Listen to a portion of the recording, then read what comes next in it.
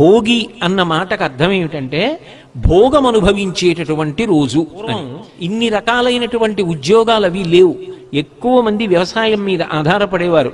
ఆరుగాలం కష్టపడినటువంటి వ్యవసాయదారుడు పంట కోసి ఇంటికి తెచ్చుకున్న తర్వాత ఎంత సంతోషాన్ని పొందుతాడు. లక్ష్మిగా తల్లి రైతు ఇంటికి వస్తుంది.